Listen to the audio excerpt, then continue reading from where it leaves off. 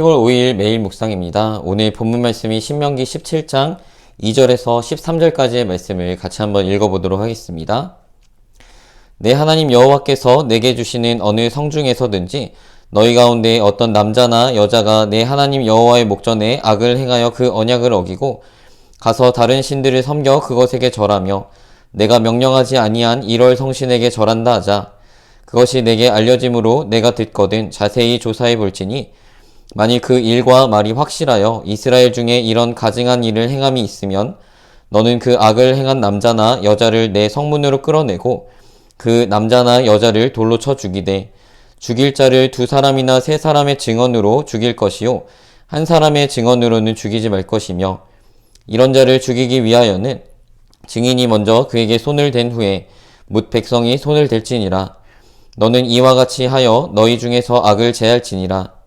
내 성중에서 서로 피를 흘렸거나 다투었거나 구타하였거나 서로 간에 고소하여 내가 판결하기 어려운 일이 생기거든 너는 일어나 내 하나님 여호와께서 택하실 곳으로 올라가서 레위 사람 제사장과 당시 재판장에게 나아가서 물으라.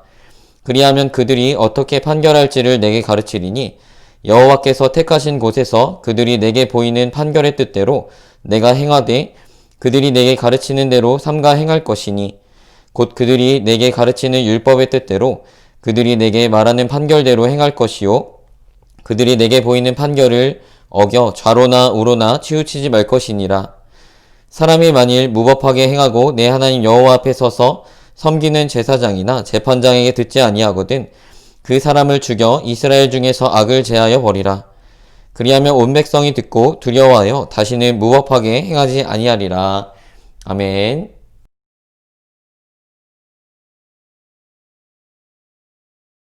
오늘 본문의 말씀으로 내용 관찰 같이 한번 해보도록 하겠습니다. 오늘 본문의 말씀이 신명기 17장 2절에서 13절의 말씀을 먼저 내용 단락별로 한번 나누어 보도록 하겠습니다. 저는 오늘 본문의 말씀으로 2개의 단락으로 한번 나누어 보았는데요. 첫 번째 단락은 2절에서 7절까지의 말씀, 두 번째 단락은 8절에서 13절까지의 말씀으로 한번 나누어 보았습니다. 제목부터 한번 살펴보면 첫 번째 단락의 제목은 너희 중에서 악을 제하라. 내용을 같이 한번 살펴보면 우상을 숭배한 자가 있다면 그들에 대해서 자세히 조사해보고 그 조사의 결과 그들이 우상을 숭배한 것이 확실하다면 다시 한번 2-3사람의 증언을 들어보라 말씀하십니다. 그럼에도 우상 숭배가 확실하다고 한다면 그들을 성문으로 끌어내 돌로 쳐 죽이라 말씀하십니다.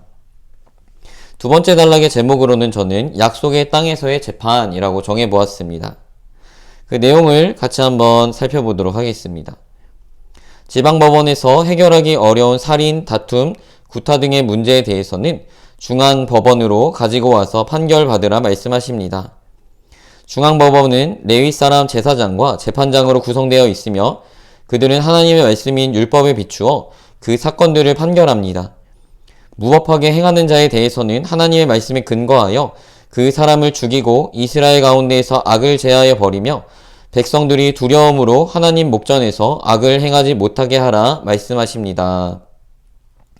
이렇게 오늘의 본문으로 이렇게 함께 내용 관찰한 내용들을 토대로 함께 느낀 점, 결단, 적용까지 함께 나아가 보도록 하겠습니다.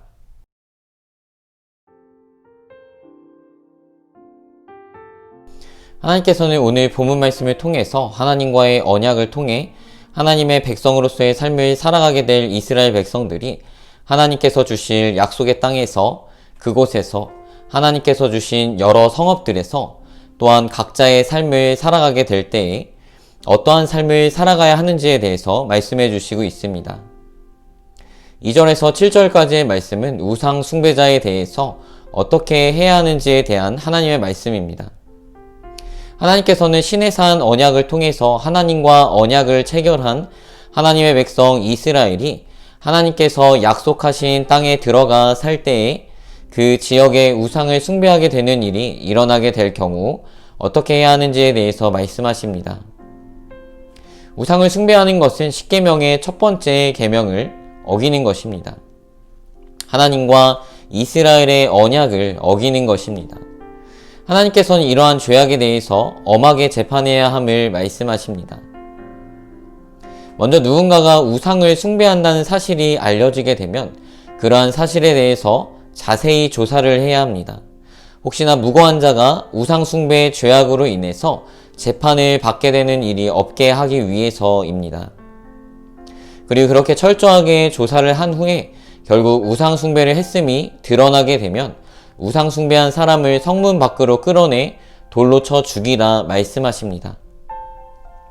그런데 이렇게 철저히 조사를 하고 죄에 대해서 밝혔음에도 하나님께서는 다시 한번 죄 지은 사람이 무고하게 재판받게 될 것에 대한 안전장치로서 두세 사람의 증인의 증언이 또한 필요함을 말씀하십니다.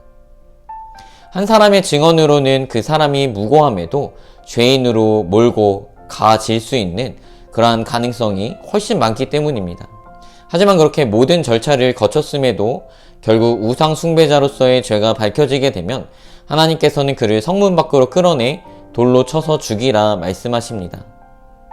이렇게 하는 것은 이스라엘 백성 중에서 악을 제하기 위함이다 라고 말씀하십니다. 8절에서 13절 말씀은 이스라엘의 사법제도와 관련한 하나님의 말씀입니다.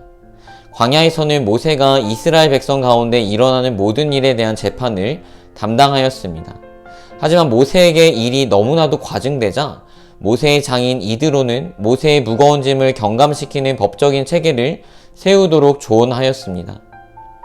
그래서 임명받은 몇몇 지도자들에 의해서 통상적인 소송들이 처리되었고 그들이 처리하기 어려운 문제들에 대해서는 모세가 처리하였습니다. 즉 광야에서는 모세가 대법원의 역할, 중앙법정의 역할을 감당했던 것입니다. 하나님께서는 이제 하나님께서 약속하신 약속의 땅에 들어가서는 지방법원과 중앙법원의 법적 체제를 세울 것임을 말씀하십니다. 지방법원에서 다루기 힘든 문제들, 오늘 본문 8절 말씀에서 나타나는 바와 같이 살인, 다툼, 구타 등의 지방법원에서는 해결하기 힘든 문제들은 레위 사람 제사장과 재판장으로 구성된 중앙법원에서 판결하라 말씀하십니다. 하나님께서는 이러한 문제들에 대해서 레위 사람 제사장과 재판장에게 나아가 묻는다면 그들이 판결할 것이라고 말씀하십니다.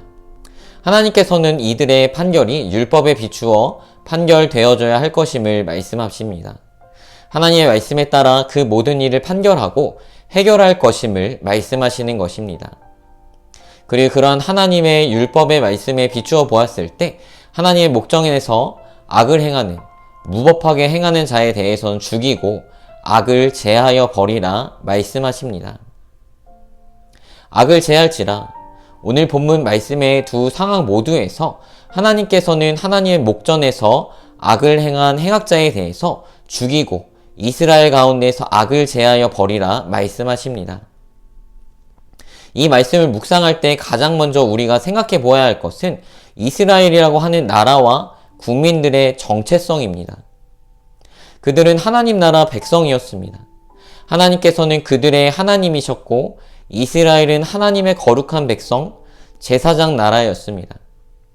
하나님께서는 하나님의 언약의 말씀을 듣고 잘 지켜 행한다고 한다면 하나님께서 이스라엘의 하나님이 되시며 이스라엘은 하나님의 나라가 될 것이다 라고 말씀하십니다. 오늘 본문은 이러한 언약 관계의 관점에서 바라보아야 합니다. 하나님의 나라 이스라엘의 사법체계의 근간은 하나님의 말씀이었습니다. 우리의 이성에서 나온 정의가 아닌 하나님의 말씀이 죄를 구분하는 밑바탕이었습니다. 하나님의 말씀에 어긋나는 것은 죄악된 것이었습니다. 모든 것이 하나님의 말씀의 토대 위에서 비추어지고 판단되어지고 이루어졌다는 것에 우리는 주목해야 합니다. 그리고 이 말씀에 어긋나는 것은 죄악된 것이며 하나님께서는 이러한 죄악된 것에 대해서 그 죄악을 범한 사람을 죽이면서까지 이스라엘 가운데서 악을 제하라 말씀하십니다. 우리는 하나님의 나라 백성이 어떻게 살아가야 하는지에 대해서 오늘 본문을 통해서 깨달을 수 있습니다. 하나님 나라 백성의 삶의 토대와 근간은 하나님의 말씀이 되어야 합니다. 우리가 무엇인가를 판단하는 기준은 우리의 지식이나 우리의 이성이나 어떠한 것이 아니라 하나님의 말씀임을 우리는 분명히 명심해야 합니다. 그렇지 않고 말씀의 가치관도 따르면서 세상의 가치관도 따르면서 나만의 가치관도 따르면서 그렇게 된다면 우리의 정체성은 굉장히 모호해지는 것입니다. 하나님께서는 이러한 악은 하나님의 나라 백성들 가운데에서 제하여 버리라 말씀하십니다.